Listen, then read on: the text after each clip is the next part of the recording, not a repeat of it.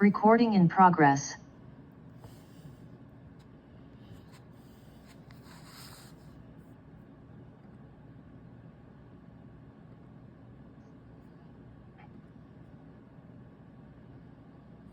Ashley, is everybody that was waiting now joined? Do we have anybody else in the wait list, in the waiting room, I mean? No, everyone is in. Okay. Well, I'm going to start and thank everyone. We have a very good turnout here to our Gibson Island Corporation Draft Budget Town Hall meeting. We've done this the past couple of years, as you know. It's a requirement under Maryland HOA law that we publish our draft budget, and also we thought it would be very helpful to go through it with residents and with shareholders and give an opportunity to ask any questions before the board finally approves the budget, which we intend to do by the end of the month. I think we have it set for October 27th. I also want to give anyone a chance for questions that you have today related to the budget or other subjects here. And I wanted to really cover a couple of things. One, I wanted to give a very brief update on the Island Services project, which is very much underway. If any of you have not been by there, it is a hive of activity. And then I'm going to go through the budget, and then we'll have a very brief update on legal matters from our outside counsel, Craig Roswell. And I'd like to start right now to see, first off, as we do with board meetings, if anybody has really just a public comment that they would like to make, and please limit your comments to 2 minutes. I do, Louis.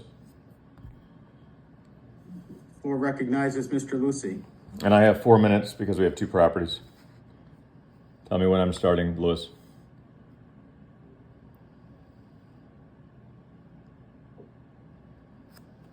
Tell me when I'm starting, Louis. Can begin now. Thank you.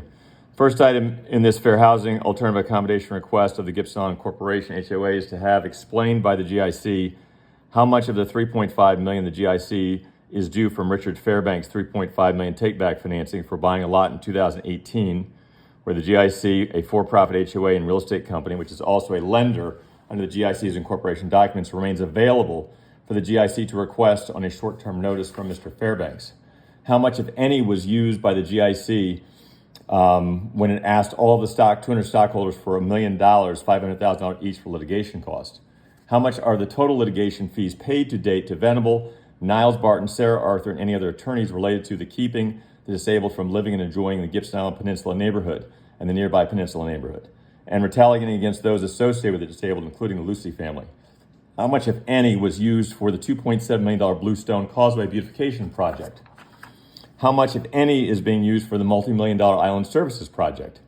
On October 1st, 2025, the GIC HOA under Lewis's signature failed to fully disclose and mislead the stockholders regarding the July 15th U.S. Court of Appeals Fourth Circuit issued decision. The GIC, under the full doctrine of transparency, should have attached the entire decision.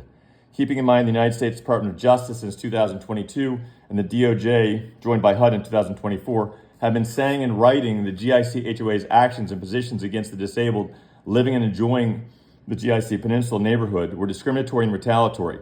Why have all 200 stockholder families and the additional 700 Gibson Island Club member families chosen to take no action against the GIC HOA and therefore appear to be complicit in the agreement with the GIC HOA to proudly continue lording over 99% white neighborhood with no ADA compliance threats, $50 million of resort improvements, open to the public, which is about 340,000 vehicles a year?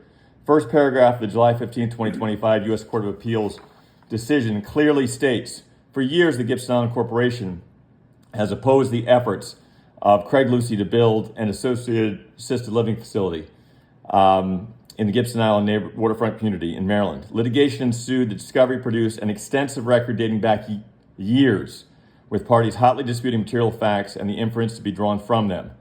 The justices quoted Mr. Cross and Mr. Candy's discriminatory words after they spoke with the GIC HOA board in 2016. The corporations then present responded that assisted living is a non-starter and that there is no interest in assisted living concept in the Gibson Island community.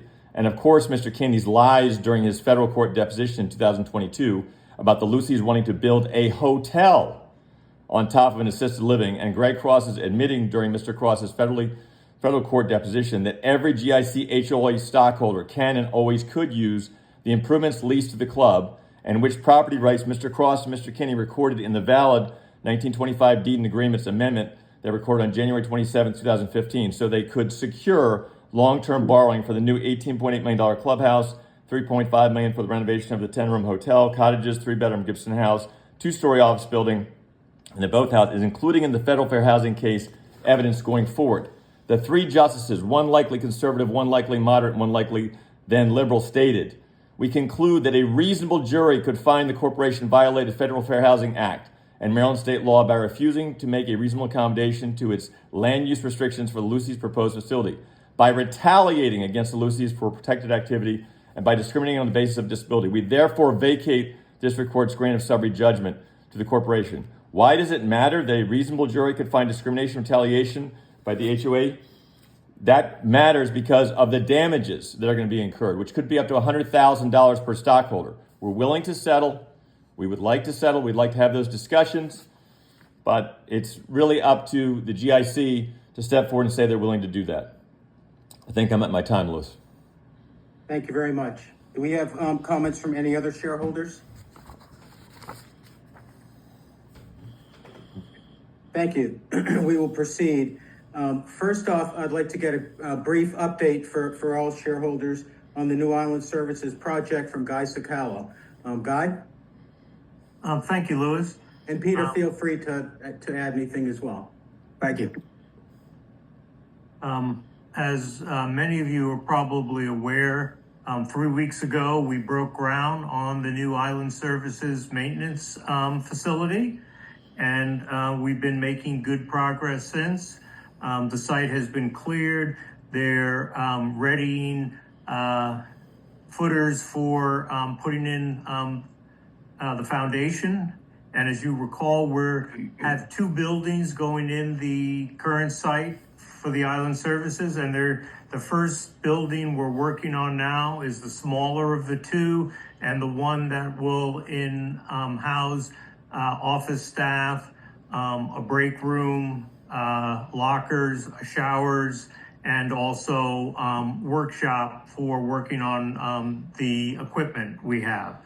The plan is to complete the foundation by December on this. In January, start the construction of the steel girders that'll support the building. And this building is due to be completed in March of next year, at which time they'll start demoing the existing building that'll be used until then. And then if everything goes well, that other building will be finished in late summer, and everything will be done going into the fall of 26. Thank you very much, Guy. There's been a hub of activity over there, and as you all know, it's taken us, I think, approximately 3 years working with Anne Arundel County and the state to get to this point, securing the permits. So we're very excited to be underway.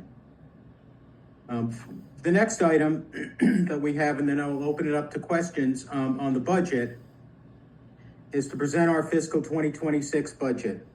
Our fiscal 26 budget projects $5.5 million in total operating revenue, which is a 2.3% increase over the $5.4 million in total revenue that we project for fiscal 25.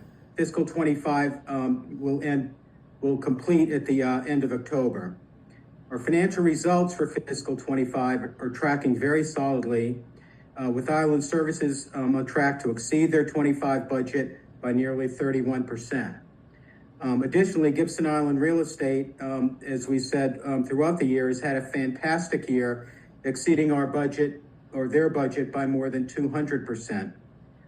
We do not anticipate replicating this extraordinary performance in fiscal 26, and therefore we're planning conservatively.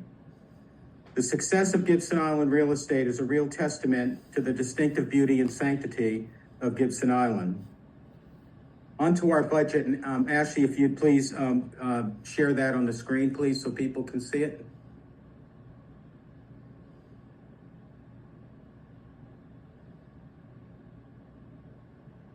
Thank you.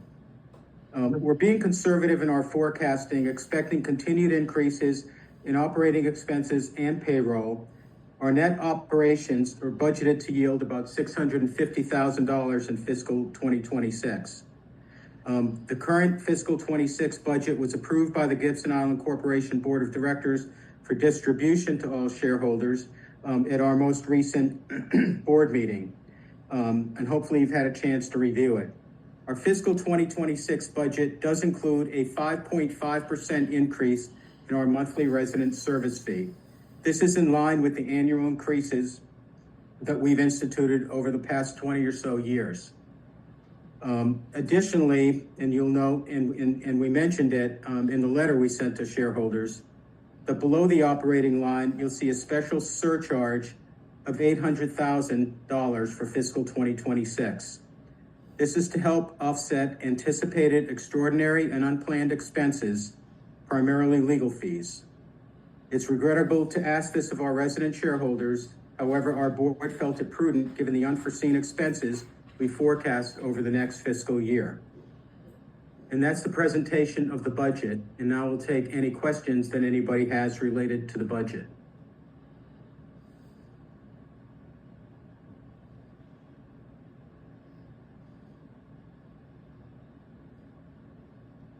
Does anybody have? Louis, I have a question, and it's on behalf of Charlie Simpson. Yes, Pamela, go ahead. Yes, hello, good evening, thank you. Sure. Did everybody, for that last assessment of $800,000, did everybody contribute? Do you have a sense of numbers on that or a percentage?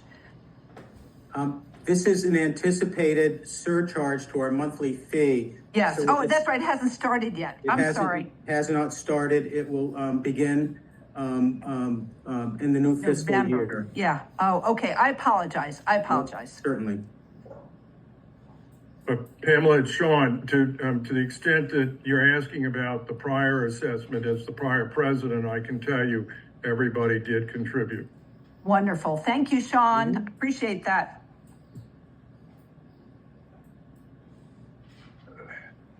Any questions from any other shareholder regarding the fiscal 2026 budget?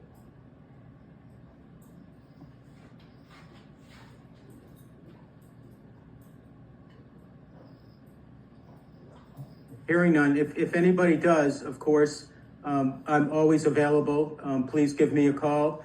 Peter Bosworth is also available to answer any questions related to the budget as well.